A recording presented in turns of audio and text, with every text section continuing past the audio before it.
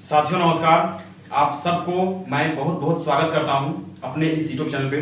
दोस्तों आज मैं आप सबको ये कहना चाहता हूं कि आप कमर कस के तैयार हो जाओ। मेरे शेर शेरनी और डरने की कोई जरूरत नहीं है। आपके सामने बहुत बड़ा अपॉर्चुनिटी आने वाला है। बस कुछ दिन तक घर में बिताइए और इस समय का भरपूर सदुपयोग कीजिए, क्योंकि आपके सामने मैं बैक टू बैक सारे क्लासेस आपके सामने लाऊंगा और बीते दिनों में जो कुछ टॉपिक छूट चुके हैं उसे मैं रेगुलर कराने जा रहा हूं। और आज हम लोगों ने चुना है जो टॉपिक वो है आपदा प्रबंधन। जी हाँ दोस्तों, आप सबको पता है कि आपदा प्रबंधन कितना महत्वपूर्ण बन जाता है परीक्षाओं के दृष्टिकोण से। इसमें जेपीएससी में 5 प्रश्न यानी 10 मार्क्स का यहाँ पे प्रश्न पूछा जाएगा और इसके लिए आपको तैयार होना पड़ेगा। तो दोस्तों महज मैं आपको इस आपदा प्रबंधन के बारे में कुछ शब्द आपको बताना चाहता हूँ कि आपदा किसे कहा जाता है। अक्सर देखा गया कि ऐसी प्राकृतिक घटनाएं या तो फिर मानव जनित घटनाएं जिससे मानव जीवन को काफी ज्यादा प्रभावित किया गया है और साथ ही साथ इसमें पशु पक्षी और मानव संपदा जान माल की काफी ज्यादा क्षति पहुंचती है, हानि पहुंचती है और ये एक आकस्मिक होता है और इसे हम आपदा कहते हैं। और दोस्तों इसमें जो आपदा होता है वह 2 तरह का होता है। आप सबको पता है कि एक मानव जनित होता है और एक प्राकृतिक आपदा होता है। प्राकृतिक आपदा का अगर हम बात करेंगे, प्राकृतिक आपदा में भूकंप आ गया, ज्वालामुखी आ गया, सॉइल इरोजन हो गया, बाढ़ आ गया, सूखा आ गया और साथ ही साथ अतिरिक्त चक्रवात हो गया। और साथ ही साथ हम बात करेंगे मानव जनित घटनाओं का, जिसमें हम पारिस्थितिकी परिवर्तन कर सकते हैं, खान खनन और औद्योगिक दुर्घटनाएं, रासायनिक दुर्घटनाएं और साथ ही साथ सबसे महत्वपूर्ण बात की मानव निर्मित आपदाएं जो होती है, ये मानव का जो व्यवस्था है उसमें असफलता दिखती है, उसमें मानव का कहीं ना कहीं कोई बहुत बड़ा भूल रहता है और उस भूल की वजह से इस तरह के आपदाओं का हमें सामना करना पड़ता है। मैं बात करने जा रहा हूं अब आपके सामने सूखा के बारे में। आप सबको पता है कि सूखा किस तरह से ये एक आपदा है। अगर हम बात करेंगे राष्ट्रीय स्तर का, तो राष्ट्रीय स्तर का आपदा होने के साथ साथ सूखा एक हमारे राज्य स्तर का भी बहुत बड़ा आपदा है। झारखंड की बहुत बड़ी आबादी इससे प्रभावित है।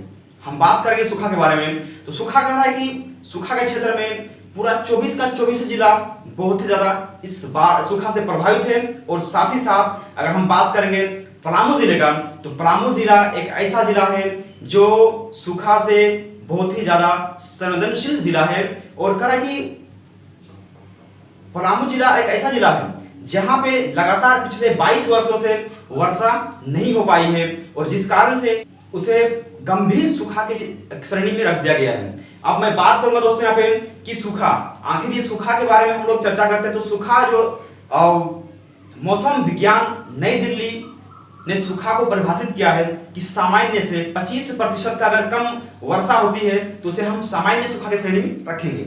और अगर सामान्य से 25 से 50% के से कम अगर वर्षा होती है तो उसे हम मतलब कि मध्यम सूखा के श्रेणी में रखेंगे। और अगर सामान्य से 50% कम वर्षा होती है तो उसे हम गंभीर सूखा रखेंगे। और साथ ही साथ अगर हम किसी क्षेत्र में 75% से कम वर्षा होती है तो वैसे क्षेत्रों को हम गंभीर सूखा ग्रस्त क्षेत्र में रखते हैं, जहां मतलब कि पूरी तरह से सूखा मान लिया जाता है। अब अगर हम बात करें झारखंड राज्य का, तो आप सबको पता होगा कि वर्ष 2010 जो पूरा झारखंड राज्य को सूखा घोषित किया गया था। और उस बीच में सूखा घोषित करने का ये जो निर्णय आया था, ये मौसम विज्ञान विभाग नई दिल्ली की तरफ से आया था और उन्होंने कहा था कि झारखंड राज्य 47% से कम वर्षा हो रही है इस बार की मानसून से, जिस कारण से इसे समस्त झारखंड राज्य को सूखाग्रस्त घोषित किया गया था। अब मैं थोड़ा सा आपको बताते चलूं कि इस सूखा का हम प्रबंधन कैसे कर सकते हैं। इस सूखा से निपटने का हमारे पास क्या क्या औचित्य है, क्या क्या हमारे पास कदम है, हम किस कदम को अपनाएंगे कि इस सूखा को हम रोक सकते हैं। तो सबसे पहले बात करेंगे इसके प्रबंधन हेतु संरक्षणात्मक और साथ ही साथ त्वरित उपाय भी इसके लिए हम कर सकते हैं। जिसमें क्या होगा, अगर हम संरचनात्मक मानेंगे तो कह रहा है कि बांध बना करके, तालाब बना करके, वाटरशेड बनाएंगे, पशुपालकों के लिए पशु संरक्षण बनाएंगे, साथ ही साथ उचित फसल चयन का हम प्रयोग करेंगे। मृदा संरक्षण के लिए हम मतलब कि एक से एक अच्छे सराहनीय कदम को अपनाएंगे। वृक्षों की कटाई को पूरी तरह से रोकना है और जंगलों पे जो वन होते हैं, वन पे गैर कानूनी गतिविधियां जितनी भी होती है उसे हमें रोकना होगा, तभी हम इस सूखा से मतलब सूखा को प्रभावित होने से रोक सकते हैं। अब अगर बात करेंगे त्वरित प्रबंधन में, तो उसमें सूखाग्रस्त क्षेत्रों के अनुरूप ही हमें वहां पे फसलों का चयन करना पड़ेगा कि आखिर वो जगह कैसा है, वहां पे बार बार सूखा आता है, तो हमें उसी मुताबिक वहां पे कम वर्षा में होने वाली फसलों को लगाना होगा।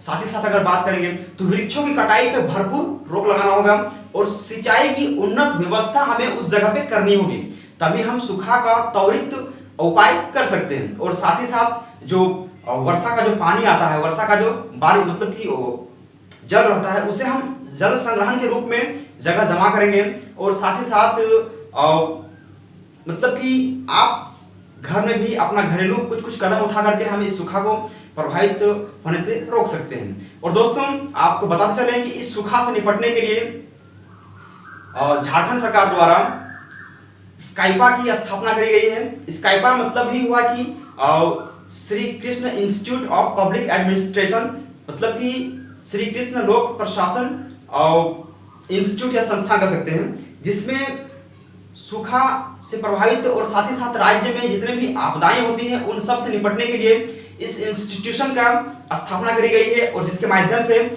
आज पूरी तरह से झारखंड बेबाक होकर के जी रहा है, ताकि क्योंकि वो सारे समस्याओं का समाधान खुद वो कर दे रहे हैं। तो दोस्तों हम लोगों ने सूखा के बारे में बात किया, अब थोड़ा सा बात करेंगे यहाँ पे बाढ़ के बारे में। बाढ़ हमारे लिए बहुत इंपॉर्टेंट पड़ जाता है, इसलिए इस चैप्टर को बेहतरीन तरीके से आपके सामने मैं प्रस्तुत करने का प्रयास कर रहा हूं कि बाढ़ आखिर क्यों है, क्या इसकी इतनी आवश्यकता क्यों पड़ गई है, इसके बारे में जानने की। तो दोस्तों बाढ़ आप सबको पता है कि बाढ़ एक प्रमुख आपदा है और इस बाढ़ से लगभग राज्य के 11 जिले प्रभावित हुए हैं, और जिसमें से गोड्डा हो गया, साहेबगंज हो गया, दुमका और पाकुड़ जो है ये सर्वाधिक प्रभावित क्षेत्र है इस बाढ़ से। और अन्य जिले में तो आप सबको पता ही होगा कि हजारीबाग हो गया, गुमला हो गया, पश्चिमी सिंहभूम, पूर्वी सिंहभूम, सरायकेला खरसावां हो गया, देवघर हो गया और ये आपका धनबाद हो गया। ये सभी जिले 2000 से 2004 तक बाढ़ से बहुत ही भारी मात्रा में प्रभावित हुए थे।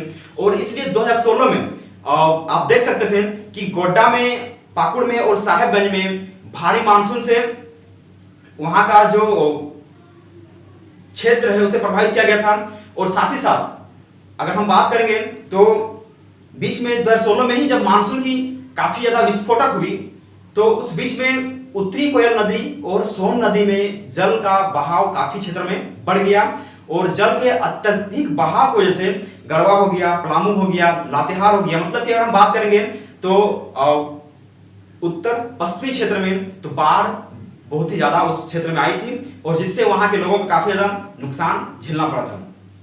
और 2008 की अगर बात करेंगे तो 2008 में साहिबगंज में अत्यधिक बाढ़ आई थी, अत्यधिक जल संग्रह और जल बहाव के कारण वहां पे एक आकस्मिक बाढ़ का सामना करना पड़ा था। और साथ ही साथ बात करेंगे तो आप सबको पता है कि जो झारखंड में बाढ़ आ रही है ये उत्तर पूर्वी हिस्सा के साथ साथ उत्तर पश्चिमी हिस्सा में भी बाढ़ को देखा गया है। अब इसमें आप सबको पता है कि ये जो बाढ़ है, ठीक है, इस बाढ़ से निपटने के लिए झारखंड सरकार ने कोई ना कोई तो कदम उठाया होगा और झारखंड सरकार के द्वारा उठाया गया एक सराहनीय कदम है जो हम सबके लिए जानना बहुत इंपॉर्टेंट रहता है कि झारखंड स्टेट एप्लीकेशन सेंटर जैसे जहां पे पूरी तरह से बाढ़ से निपटने के लिए त्वरित उपाय कदम और बहुत सारे संरचनात्मक उपायों को वहां पे बताया जा रहा है। इसके लिए वहां के स्थानीय युवाओं को साथ साथ सरकार के द्वारा इसे प्रशिक्षण का भी केंद्र के रूप में सामने ला रही, ताकि मतलब कि बाढ़ से हम छुटकारा पा सके, बाढ़ से हमें निजात मिल सके।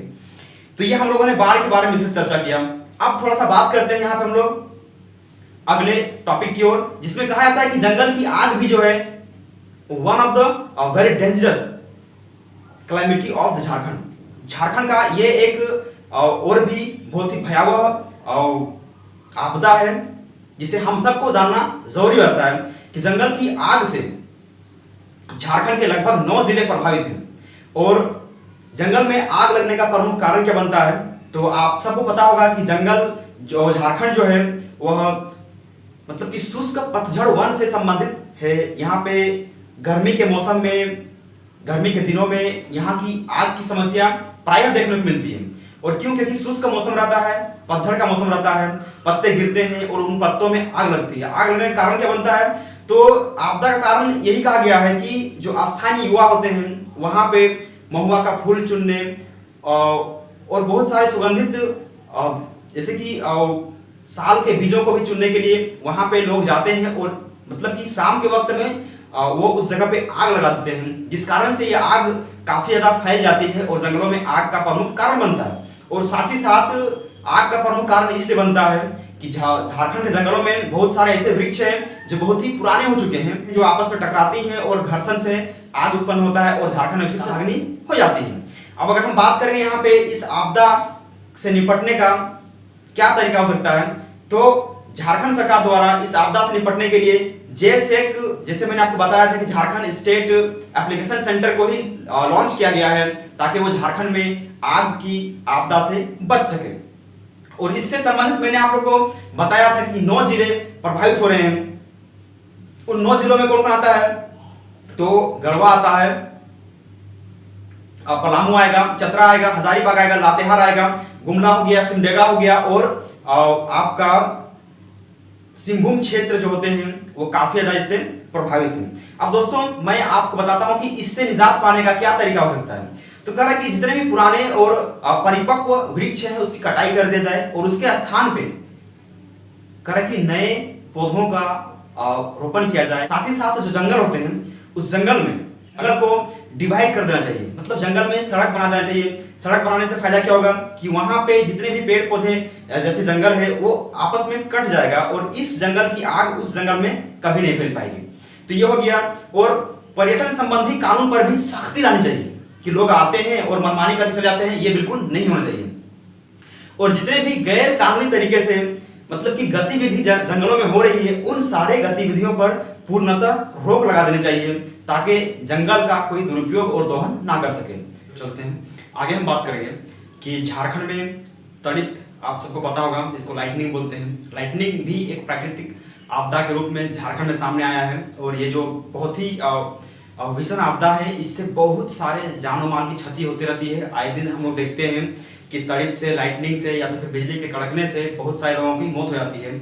और इसीलिए झारखंड को इस दृष्टिकोण से काफी ज्यादा जोखिम और गंभीर क्षेत्रों में रखा गया है।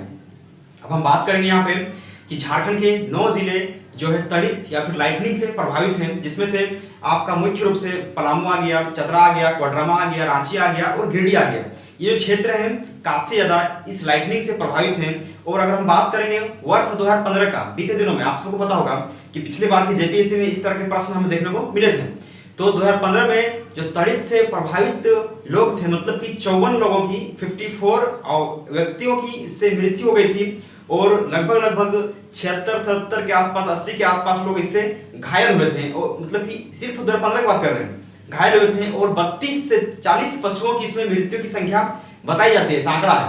तो दोस्तों हम बात करें यहाँ पे कि इससे निपटने के लिए जो है स्काइपा का, मतलब स्काइपा को ही यहाँ पे त्वरित किया गया है। स्काइपा आप लोगों को पहले ही मैं बता चुका हूँ कि क्या होता है, Shri Krishna institute of public administration यानी श्री कृष्ण लोक प्रशासन संस्थान, जिसके द्वारा यहाँ पे इस आपदा से निपटने के लिए विशिष्ट ट्रेनिंग मॉड्यूल की तैयारी करी गई है। और यहाँ पे ट्रेनिंग दिया जाता है कि आखिर इससे कैसे बचा जाए, इससे राहत कैसे लिया जाए।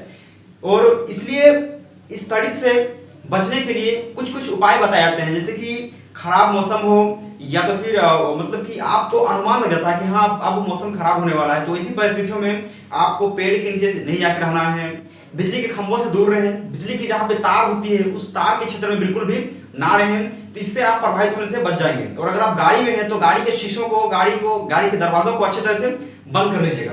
तो कह रहा है कि ये एक उपाय है इससे बचने का। बाकी हमारे पास अगर हम बात करेंगे तो ये सब प्राकृतिक आपदा हैं, हम इसे रोक नहीं सकते हैं, लेकिन हम इसे उपाय के माध्यम से कम जरूर कर सकते हैं, खुद को क्षति होने से बचा सकते हैं।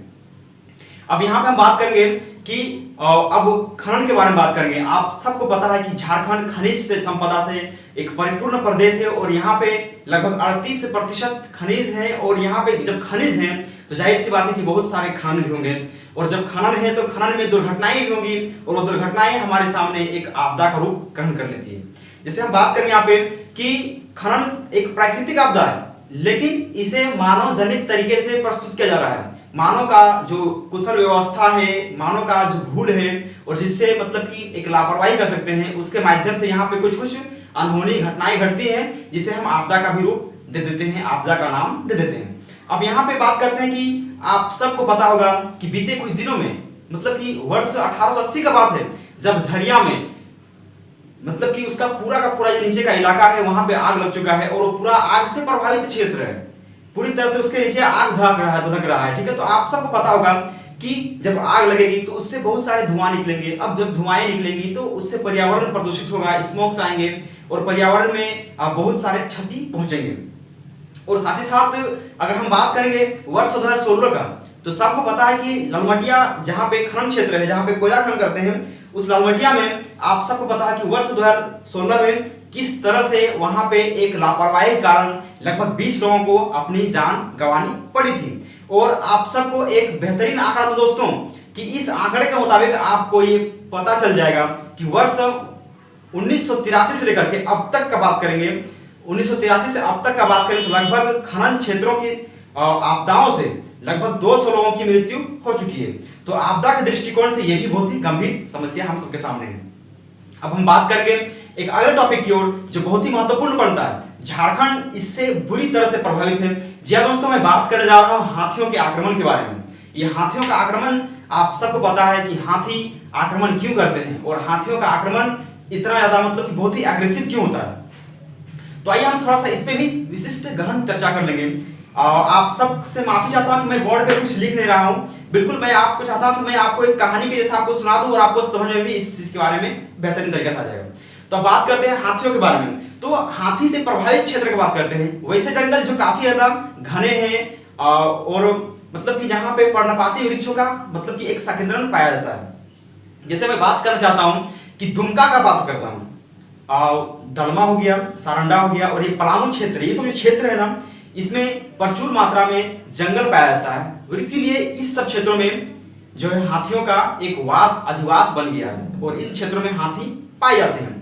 अब इन हाथी जो पाए जाते हैं, आखिर इन हाथियों के आक्रमण को आपदा घोषित क्यों किया गया है? अगर एक बार कोई हाथी अटैक करता तो आपदा के रूप में शायद इसको ग्रहण नहीं किया जाता, लेकिन लगातार हाथियों का जो आक्रमण है वो लगातार बढ़ते जा रहा है, स्टेप बाय स्टेप। मतलब कि आज हुआ, कल हुआ, परसों हुआ, इस तरह से बहुत सारी घटनाएं झारखंड में देखने को हमें मिलने लगी और जिस कारण से इसे भी एक आपदा का रूप घोषित कर दिया गया।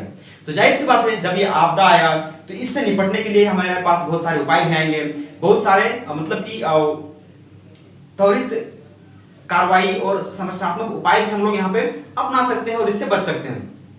तो सबसे पहले हम बात करते हैं कि आखिर ये आक्रमण होता क्यों है, उसके बाद इससे बचने का हम आपको उपाय बताएंगे।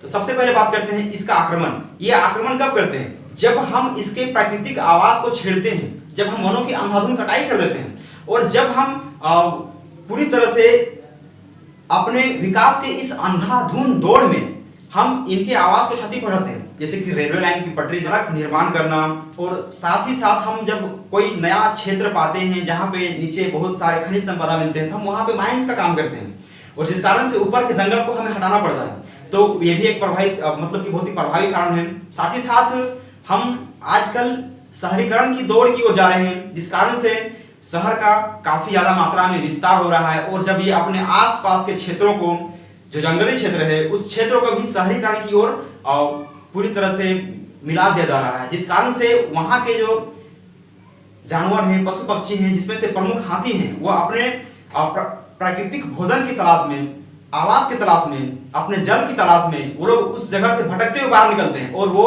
मानव बस्तियों में आक्रमण कर देते हैं। मानव बस्तियों में आक्रमण करने का एक और मुख्य कारण बताया जाता है कि जो अस्थायी लोग होते हैं वह जंगलों से महुआ का सुगंधित फूल को ला करके अपने घरों में रखते हैं, जिससे हम लोग शराब, देसी शराब बनाने का प्रयोग में लाते हैं। तो सुगंधित फूल को जब लेके आते हैं तो महुआ उस सुगंधित फूल की तलाश में वो बस्तियों में आक्रमण करते हैं। तो ये तो मैंने आपको बता दिया कि इससे इसके आक्रमण के क्या क्या तरीके वो लोग अपनाते हैं, क्यों आक्रमण करते हैं, वो लोग क्यों मजबूर होते हैं। अब हम बताते हैं आपको कि इससे बचने का उपाय क्या है। बहुत बेहतरीन तरीका दोस्तों, क्योंकि इस सबको पता है कि जो हाथी होते हैं, अगर आपको कहीं दिख जाए तो आप उससे बच सकते हैं। आप उसको रास्ता छोड़ दीजिए, आप उसका सामना मत कीजिए, आप उसका रास्ता छोड़ दीजिए, वो स्वतः ही निकल जाएगा। और साथ ही साथ इससे लड़ने का उपाय ये है कि अगर हाथी किसी बस्ती में आक्रमण करता है तो हाथी जो होता है मिर्च पाउडर के सुगंध से दूर भागता है और इसीलिए कोशिश करनी चाहिए ना कि जैसे कि ग्रीस हो गया, ग्रीस आप सबको पता है, और जला हुआ मोबिल हो गया, इन सब तीनों को मिक्स करके मोटे मोटे रस्सियों में, मतलब कि इसे पूरी तरह से मिक्स कर दे, तीनों को मिक्स करके मोटी मोटी रस्सियों में इसे मिला लें, और जिस रास्ते से होकर के हाथी घुसते हैं बस्ती में, उस रास्ते की ओर टांग दें, तो हाथियों का आक्रमण से आप बच सकते हैं। साथ ही साथ इसका त्वरित उपाय क्या है कि अगर आपके पास घर में जो लोग होते हैं, अस्थायी लोग होते हैं, वो गोबर का प्रयोग करते हैं, गोबर और मिर्च पाउडर को मतलब कि मिला देते हैं, उसको डफिंग कर देते हैं, पका देते हैं, और इससे भी हाथियों का आक्रमण से वो लोग बच सकते हैं, क्योंकि इसमें मिर्च पाउडर के गंध को देखते ही हाथी वहां से दूर भाग जाते हैं। तो ये था हाथियों के बारे में कि क्या उपाय है इससे बचने के।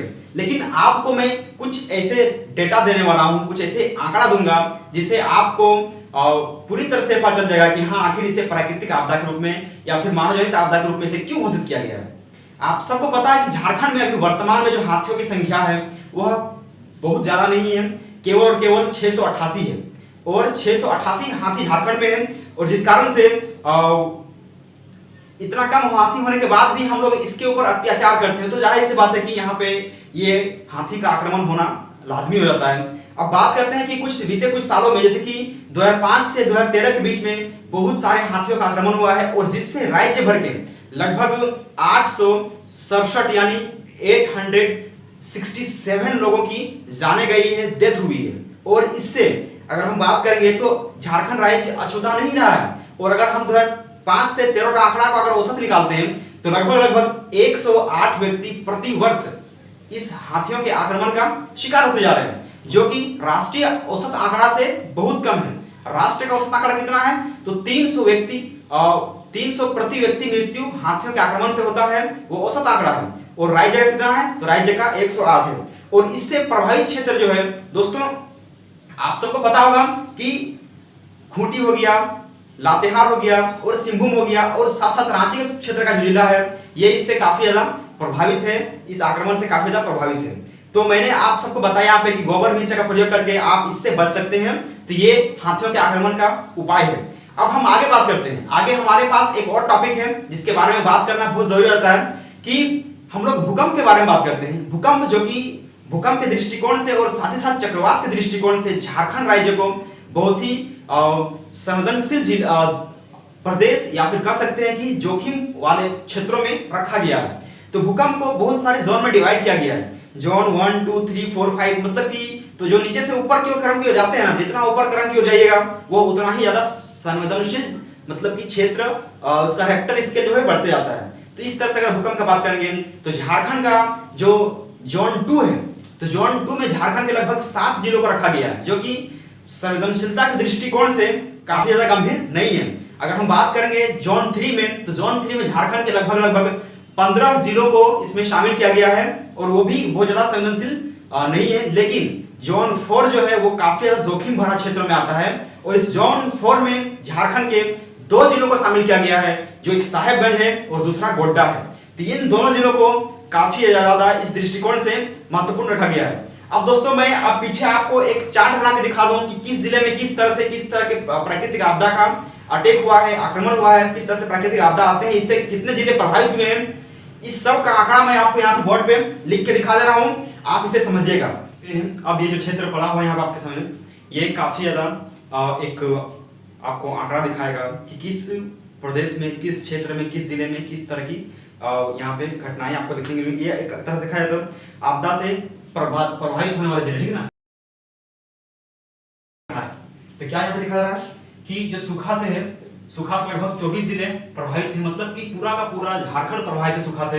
और वर्ष 2010 में तो इसने हद ही कर दिया, ठीक है, कि पूरे झारखंड में लगभग कितना 47% जो है आंकड़ा वो दिखा दे झारखंड में, ठीक है, जो कि बहुत ही ज्यादा सेंसिटिव जोन के रूप में सामने आया, ठीक है। और इससे पलामू क्षेत्र जो है वह बहुत ही ज्यादा प्रभावित क्षेत्र है, और यहाँ पे केवल और केवल पिछले 22 सालों से यहाँ पे वर्षा नहीं हो रही है, जिस कारण से सूखा के चपेट में ये क्षेत्र आया हुआ है। अब बात करते हैं बाढ़ के बारे में। बाढ़ से प्रभावित मात्र और मात्र एक जिला है, जो कि साहेबगंज है। गंगा नदी साहेबगंज से होकर गुजरती है, जिस कारण से वहां पे ये एक तरह का प्रभावित क्षेत्र बन जाता है। अब बात करते हैं यहाँ पे आकस्मिक बाढ़। ये तो बाढ़ था, लेकिन आकस्मिक बाढ़ मतलब कि अचानक बाढ़ क्या आता है, तो वह है जमशेदपुर, सरायकेला और रांची। आकस्मिक बाढ़ का क्या तात्पर्य हुआ कि जहां का कोई नदी नाला या तो फिर कोई ऐसा क्षेत्र है, तालाब है, फूटने से इस तरह से जो अचानक से बाढ़ उत्पन्न होता है, ठीक है, तो उसको बोलते हैं आकस्मिक बाढ़। जमशेदपुर, सरायकेला और रांची क्षेत्र जो है इससे प्रभावित है। अब बात करते हैं जंगल की आग के बारे में। जंगल की आग दोस्तों बहुत ही महत्वपूर्ण घटना है, मैंने आपको बता दिया इसके बारे में। तो इससे प्रभावित कितने 9 जिले हैं, जिसमें गढ़वा आ गया, पलामू, लातेहार, चतरा, हजारीबाग, सिंहभूम, कौन सा सिंहभूम, पश्चिमी सिंहभूम और पूर्वी सिंहभूम दोनों इसमें आता है, और सिमडेगा और गुमला इस क्षेत्र में आते हैं। तो ये बहुत ही महत्वपूर्ण हो गया। अब बात करते हैं लाइटनिंग, तड़ित के बारे में। तो लाइटनिंग से प्रभावित में कितने जिले हैं, 9 जिले हैं, और इसमें पलामू, चतरा, लातेहार, कोडरमा, रांची, गिरिडीह, हजारीबाग, लातेहार और लोहरदगा और दुमका क्षेत्र आते हैं।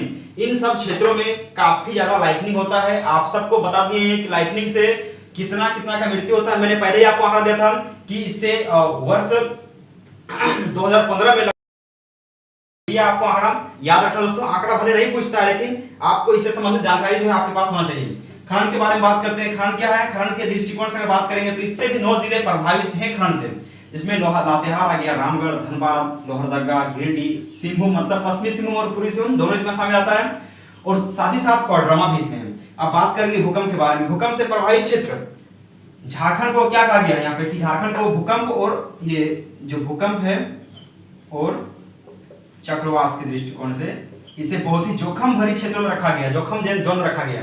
इसमें से अगर बात करेंगे तो ये जो ऊपर से जोन आ रहा है ना, ये बहुत ही हैवी है, मतलब कि दृष्टिकोण से देखा है तो ये बहुत ही स्ट्रॉन्ग जोन है। इस जोन में मतलब कि ये बहुत ही, इसमें ज्यादा खतरा उत्पन्न होता है, उसके बाद थोड़ा कम क्षति इसमें पहुंचता है, इसमें न्यूनतम क्षति पहुंचता है। तो हैवी जोन कितना है, जोन 4 की बात करते हैं तो जोन 4 में झारखंड के 2 जिले आते हैं। कौन कौन, साहेबगंज और गोड्डा, ये दोनों इंपॉर्टेंट है। अगर इससे प्रश्न इसमें बनने की संभावना इसमें बन जाती है। अब बात करेंगे जोन 3 में, तो जोन 3 में कुल मिला के 15 जिले हैं, ठीक है, और जोन 2 में 7 जिले हैं। 7 जिले कौन कौन है, लोहरदगा, रांची, रामगढ़, खूंटी, गुमला और पश्चिमी सिंहभूम और पूर्वी सिंहभूम। तो ये जो दोनों जिले यहाँ पे ये सारे जिले किस में आते हैं, तो जोन 7 में आते हैं, और जितने जिले बच गए हैं वो मेरे किस में आएंगे, तो जोन 3 में आएंगे। ये केवल झारखंड में आपदा थी। अब हम आपदा प्रबंधन के बारे में बात करेंगे। दोस्तों आपको ये वीडियो कैसा लगा हमें कमेंट बॉक्स में जरूर बताइएगा, और कोशिश कीजिए कि आप इसे अपने दोस्तों के साथ ज्यादा से ज्यादा शेयर कीजिए। तब तक के लिए आप सबका बहुत धन्यवाद, शुक्रिया।